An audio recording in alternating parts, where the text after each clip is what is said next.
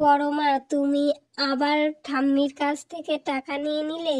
তোমাকে না মা বারণ করেছিল ওই টাকা নিতে না, তাও তোমার মেয়ের জন্য নিয়ে নিলে।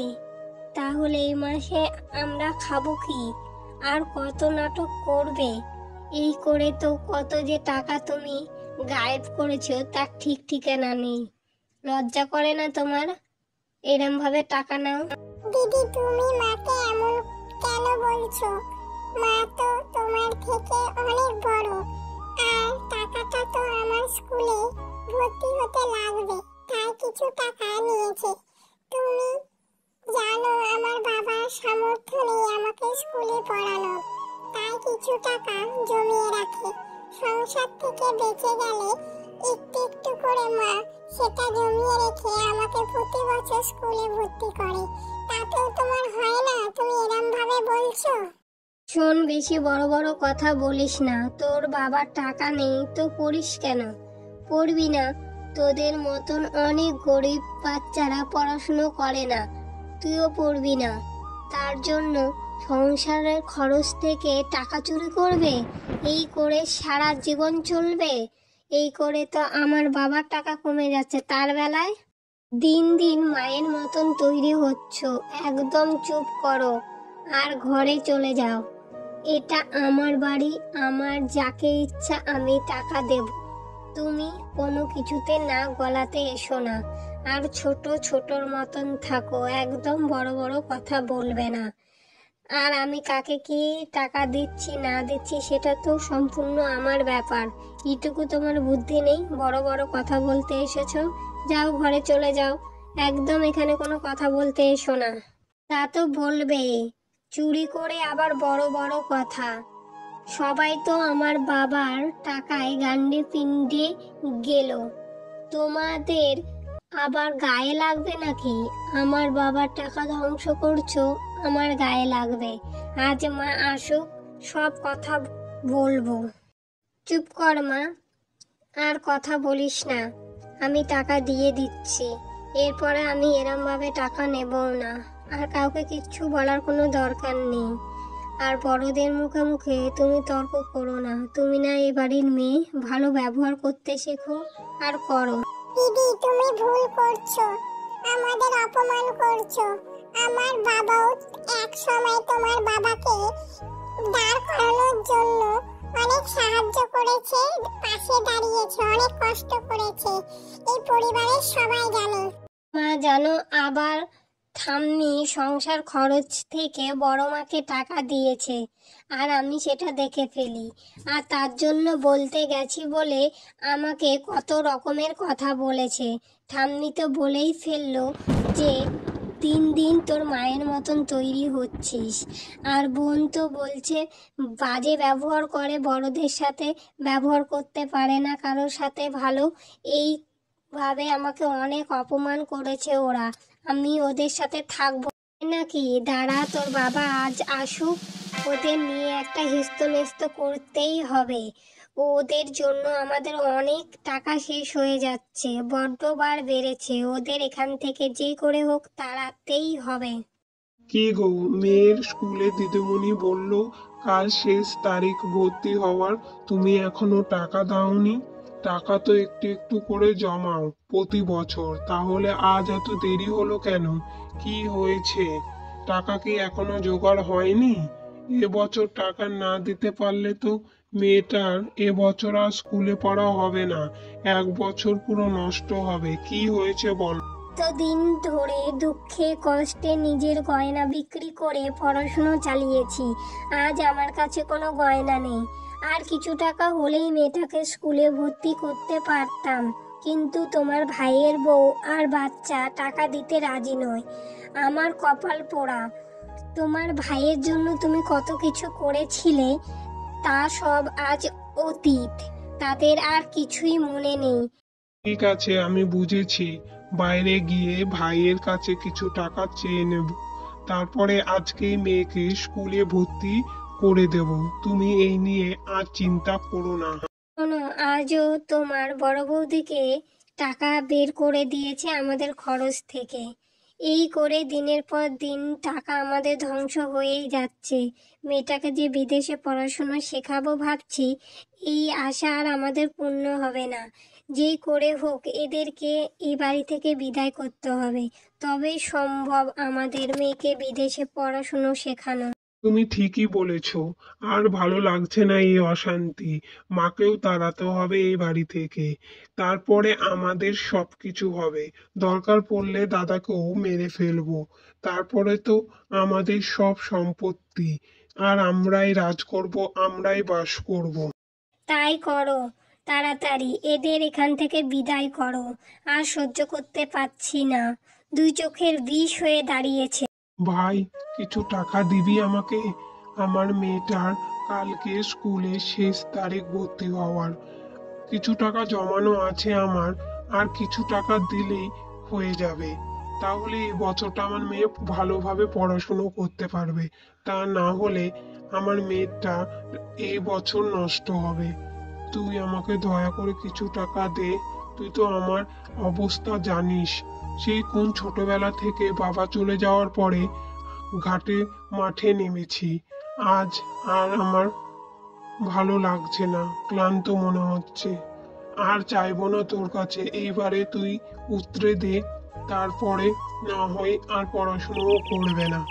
আমি জানি তোর নিজেরও খরচ আছে, তবুও বলছি কিছু টাকা যদি দেওয়া হয়, তোর জন্যও তো আমি অনেক কিছু করেছি, সেই খাতিরে কিছু টাকা দে। এই করে তো প্রায় শেষ বয়স কাটিয়ে দিলে, আর এই বোঝা বইতে পারবো না। তোমার লজ্জা করে না ছোট ভাইয়ের কাছে বারবার হাত পেতে টাকা চাও? তুমি কয় টাকা দাও এই সংসারে? এই জামা কাপড়, সংসার খরচ সবই তো আমিই দিই। দয়া না করলে তোমরা আজ বেঁচে থাকতে? শোনো, আমি কোনো টাকা দেব না আর। আর তোমাকে খাওয়াতে পারবো না। আমি আমার সংসার নিয়ে থাকতে চাই, তোমাদের সাথে আর থাকবো না। এই করে আমার জীবনটা শেষ হয়ে যাচ্ছে। দিনের পর দিন আমার টাকা ধ্বংস করে যাচ্ছ। লজ্জা করে না তোমাদের? হায় হায় রে, কি পরিবর্তন! ঠিক আছে, আমি আর তোর থেকে কোনো দিন কোনো টাকা চাইবো না। মা ঠিকই বলতো সব সময় যে তুইও পড় একটু, তুইও পড়, কিন্তু শুনতাম না। সব সময় মাঠে ঘাটে কাজ করে বেড়াতাম, কারণ যাতে তুই ভালো মতন পড়াশুনো করতে পারিস। তাই মাঠে ঘাটে কাজ করে তোর পেছনে হাজার হাজার টাকা খরচা করেছি।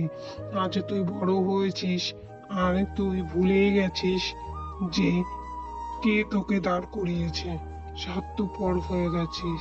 আজকে বড় আফসোস হচ্ছে নিজের ওপরে। আজ যদি আমিও একটু পড়াশুনো করতাম, তাহলে হয়তো এই কাজটা আমাকে করতে হতো না, আর আমার মেয়েরও এত কষ্ট হতো না।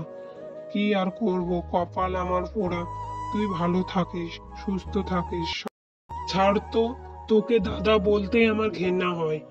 শোন, কোন কালে তুই আমার জন্য কি করেছিলিস তার হিসাব নিচ্ছিস? এতদিন তোদের খাইয়েছি, পরিয়েছি, দেখেছি, জামা কাপড় দিয়েছি, ওই সবের সঙ্গে এই সবের শোধ কবেই হয়ে গেছে। আজ তুই মরে যা, মরে গিয়ে সমস্ত সম্পত্তি আমাকে দে, তাহলে বুঝবো যে হ্যাঁ তুই আমার জন্য কিছু করেছিস। আর তোদের সহ্য হচ্ছে না।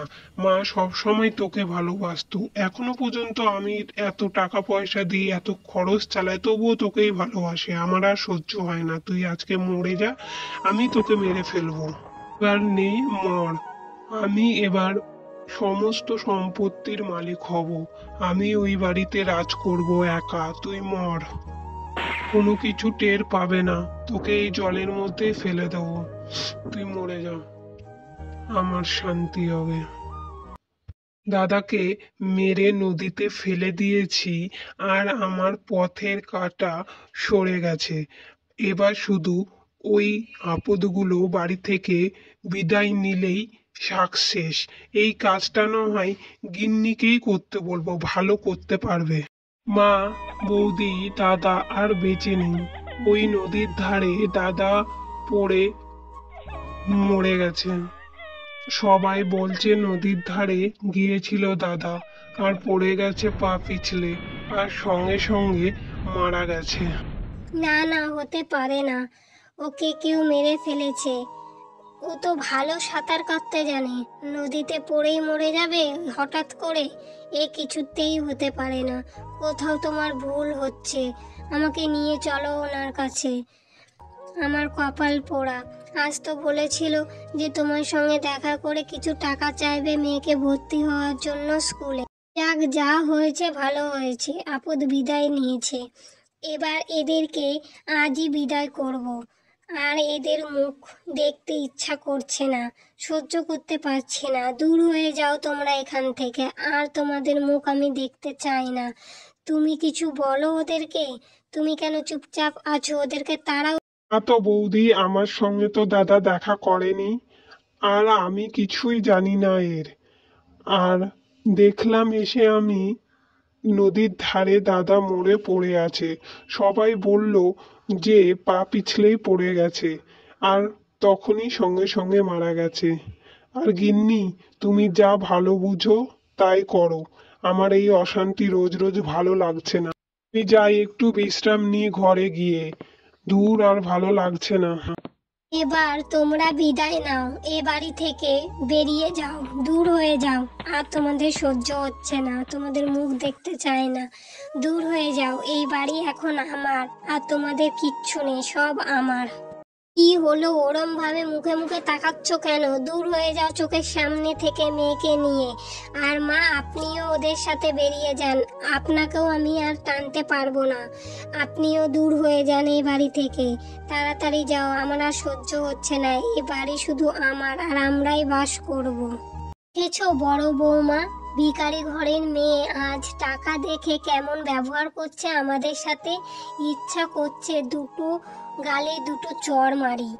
দেখবি অলক্ষী, তোর কপালে কেমন হবে। তুই আমাদের সাথে এরম ব্যবহার করছিস, একদিন তুইও এরকম ব্যবহার পাবি কারোর না কারোর থেকে।